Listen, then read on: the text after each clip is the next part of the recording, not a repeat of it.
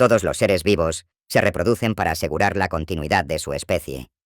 Y cuando nace una nueva cría o descendiente, suele parecerse a sus padres. ¿Sabes por qué ocurre eso? Sucede gracias a la herencia. La herencia, también llamada heredidad, es el proceso mediante el cual los rasgos pasan de los padres a los hijos. Ese traspaso ocurre a través de los genes, que son las unidades hereditarias presentes en el ADN de los organismos vivos. Los genes contienen las instrucciones que determinan características concretas, como el color de ojos, el tipo de cabello, la estatura y muchos otros rasgos físicos y biológicos. Por ejemplo, en los seres humanos, un hijo puede tener el mismo color de ojos que uno de sus padres, porque el gen relacionado con ese rasgo fue transmitido durante la reproducción. Del mismo modo, una planta puede heredar el color de sus flores o la forma de sus hojas de la planta madre. Pero aunque los descendientes hereden rasgos, no son copias exactas de sus progenitores. Esto sucede porque además de la herencia, también aparecen ciertas diferencias. A esas diferencias se les llama variaciones. La variación es el conjunto de diferencias en los rasgos o características entre individuos de una misma especie. ¿Y qué produce esas variaciones? Cuando ocurren cambios en el ADN, aparecen nuevas diferencias. Esos cambios pueden originarse por mutaciones, por recombinación genética o por influencias del ambiente. Una mutación es un cambio repentino en el ADN. La recombinación genética es la mezcla de genes provenientes de dos organismos distintos. Y las influencias ambientales son efectos causados por factores no vivos del entorno. De estas tres causas, la mayoría de las variaciones surgen por la recombinación genética. Las variaciones pueden observarse tanto en la reproducción asexual como en la sexual. Variaciones en la reproducción asexual. En la reproducción asexual, los descendientes provienen de un solo progenitor. No existe mezcla de material genético entre dos padres distintos. Por eso los nuevos organismos suelen ser genéticamente iguales al original. Sin embargo, incluso en este tipo de reproducción, pueden presentarse pequeñas variaciones debido a mutaciones, es decir, cambios aleatorios en el ADN. Imagina un grupo de plantas de caña de azúcar que se reproduce de manera asexual. Prácticamente todas serán clones de la planta inicial. Por eso, entre ellas habrá muy poca diferencia, ya que comparten casi el mismo material genético. Si en una de esas plantas ocurre una mutación, podría aparecer una pequeña modificación, como una forma distinta de hoja o un patrón de crecimiento ligeramente diferente. Pero en general, la reproducción asexual genera muy poca variación. Variaciones en la reproducción sexual. En la reproducción sexual, los descendientes se originan por la unión de gametos masculinos y femeninos, es decir, espermatozoide y óvulo. Como el nuevo organismo recibe material genético de dos padres, las probabilidades de variación son mucho mayores. Cada descendiente hereda una combinación distinta de genes de ambos progenitores, lo que da lugar a rasgos únicos. Por ejemplo, en un grupo de perros que se reproducen, se puede observar una gran diversidad. Distintos colores de pelaje, tamaños, formas de orejas o incluso comportamientos. Estas diferencias aparecen porque cada perro recibe una mezcla genética diferente. Por eso, aunque pertenezcan a la misma especie, no hay dos descendientes exactamente iguales. Porque hay más variación en la reproducción sexual. La razón principal es la recombinación genética. Cuando el material hereditario de dos padres se combina, se forman nuevas combinaciones de rasgos. Cada descendiente recibe la mitad de su ADN de la madre y la otra mitad del padre. Esa mezcla permite que aparezcan nuevos rasgos y diferencias. En cambio, en la reproducción asexual, como los descendientes son prácticamente clones del progenitor, hay muy pocas oportunidades para que surjan características nuevas. Solo las mutaciones pueden introducir cambios, y eso no ocurre con frecuencia. Acumulación de variaciones durante la reproducción. La acumulación de variaciones es el proceso por el cual pequeñas diferencias se van sumando generación tras generación. Cada vez que los organismos se reproducen, transmiten su material genético junto con las variaciones que poseen. Además, en cada nueva generación pueden aparecer diferencias adicionales. Con el paso del tiempo, esa acumulación puede provocar cambios importantes dentro de una población. Importancia de las variaciones. Las variaciones son fundamentales para la supervivencia y la evolución de las especies. Algunas son neutras, Es decir, no afectan ni benefician al organismo. Otras, en cambio, pueden resultar favorables o desfavorables. Las variaciones como ventaja de supervivencia. En ciertos ambientes, algunas variaciones les dan a determinados organismos una ventaja que les permite sobrevivir mejor que otros. Esos individuos tienen más probabilidades de reproducirse y transmitir esas características beneficiosas a las siguientes generaciones. A este proceso se le conoce como selección natural. Imagina una población de bacterias. La mayoría no resiste temperaturas muy altas. Pero por una variación genética, una de ellas sí puede tolerar mejor el calor. Si de pronto ocurre una ola de temperatura extrema, muchas bacterias morirán, pero esa bacteria resistente sobrevivirá y seguirá reproduciéndose. Con el tiempo esa característica puede volverse cada vez más común en la población. Suscríbete a Biología en 5 minutos para ver más. Reglas de la herencia. Los rasgos se transmiten siguiendo ciertas reglas conocidas como reglas de la herencia. Gracias a su estudio podemos entender cómo pasan las características de una generación a otra. Tipos de rasgos. Los rasgos pueden clasificarse en dos grandes grupos. Rasgos heredados. Rasgos adquiridos. Rasgos heredados. Son las características que pasan de los padres a los hijos mediante la información genética transmitida durante la reproducción. Estos rasgos ya están determinados desde el nacimiento y no dependen del ambiente. Están relacionados con el ADN y participan en los procesos evolutivos. Ejemplos de rasgos heredados son el color de ojos, el color de piel, el tipo de cabello o la forma del lóbulo de la oreja. Rasgos adquiridos. Son características que una persona desarrolla a lo largo de su vida debido a su experiencia, conducta o entorno. No se transmiten genéticamente. Estos rasgos no modifican el ADN y por eso no intervienen en la evolución biológica. Ejemplos. Hablar varios idiomas, bailar o tocar un instrumento musical.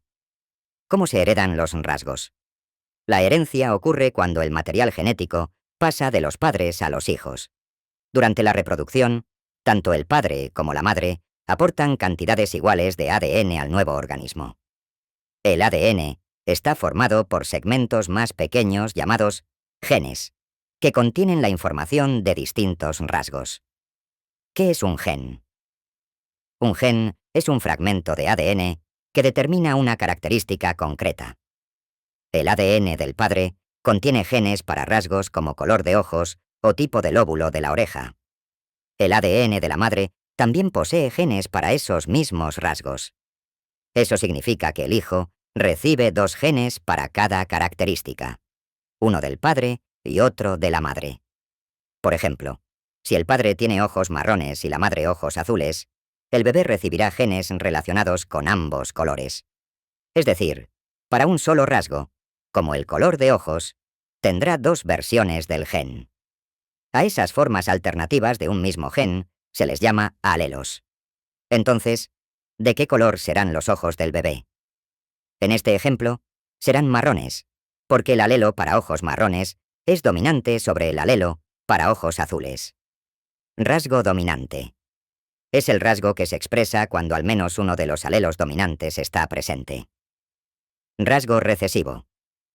Es el rasgo que solo aparece cuando ambos alelos son recesivos. Este es el principio básico de la herencia de características. El estudio de la herencia. El análisis de estas reglas comenzó en el siglo XIX gracias a un científico que estudió sistemáticamente cómo se transmitían los rasgos en plantas de guisante. A partir de sus experimentos, propuso 3 leyes fundamentales de la herencia. ¿Por qué se eligieron plantas de guisante? Se eligieron por varias razones. Tienen un ciclo de vida corto y producen muchas semillas. Eso permite observar varias generaciones en poco tiempo. Son bisexuales, es decir, cada flor posee estructuras reproductoras masculinas y femeninas. Por eso la autopolinización ocurre con facilidad, y al mismo tiempo la polinización cruzada también puede realizarse manualmente. Presentan rasgos muy claros y fáciles de distinguir, como semillas amarillas o verdes, flores blancas o púrpuras, plantas altas o bajas. Estas características facilitaban el análisis de los patrones de herencia. Entre los rasgos opuestos estudiados estaban altura de la planta, color de la semilla, forma de la semilla y color de la flor. Cruce monohíbrido. Un cruce monohíbrido es un cruce genético entre dos individuos que difieren en un solo rasgo. Por ejemplo, una planta alta y una planta baja. Se toma una planta alta de raza pura y se cruza con una planta baja de raza pura. Planta alta pura. TT. Planta baja pura. TTE. Al cruzarlas, en la primera generación filial, llamada F1, todas las plantas resultan altas. ¿Por qué? Porque todas sus reciben un alelo para altura y uno para baja estatura. Pero como el alelo de altura es dominante, el rasgo visible será el de planta alta. Luego estas plantas F1 se autofecundan. En la segunda generación, llamada F2, las combinaciones posibles producen 3 plantas altas, 1 planta baja. Por eso, la proporción fenotípica es de 3.1. Fenotipo significa la apariencia visible. Si analizamos la proporción genotípica, obtenemos OTT, homocigota alta, heterocigotas altas, T homocigota mifita baja. Entonces la proporción genotípica es 1:1. Cruce dihíbrido. En un cruce dihíbrido se estudian dos pares de rasgos opuestos al mismo tiempo. Por ejemplo, se cruza una planta con semillas redondas y amarillas con otra de semillas verdes y arrugadas. En la generación F1, todas las plantas presentan semillas redondas y amarillas. Todas son heterocigotas para ambos caracteres. Cuando estas plantas F1 se autofecundan, en la generación F2 aparecen 4 combinaciones fenotípicas. 9 redondas amarillas, 3 redondas verdes, 3 arrugadas amarillas, 1 arrugada verde. La proporción fenotípica es, por tanto, 9:3.3.1. Leyes de la herencia. Ley de la dominancia. Cuando un organismo tiene dos alelos diferentes para un rasgo, uno puede ocultar la expresión del otro. Ese alelo que se manifiesta es el dominante. Ley de la segregación. Cada organismo posee 2 genes para un rasgo, pero al formar gametos, esos genes se separan. Así, cada gameto lleva solo un alelo para cada característica. Ley de la distribución independiente. Los alelos de genes distintos se reparten en los gametos de manera independiente. Eso significa que la herencia de un rasgo no condiciona necesariamente la herencia de otro. ¿Cómo se expresan los rasgos? Dentro del núcleo celular se encuentra el ADN. Ese ADN contiene la información necesaria para fabricar proteínas. La parte del ADN que tiene instrucciones para producir una proteína específica es un gen. Por ejemplo, el crecimiento de una planta depende de hormonas de crecimiento. Pero para fabricar correctamente esas hormonas, se necesita una enzima, y esa enzima es una proteína producida bajo el control de un gen. Si ese gen funciona de manera adecuada, se produce suficiente hormona y la planta crece alta. Si el gen está alterado, se produce menos enzima, menos hormona y la planta será baja. Así es como los genes influyen sobre las características físicas. También es importante recordar que los genes no se encuentran todos en una sola hebra aislada, sino organizados en cromosomas.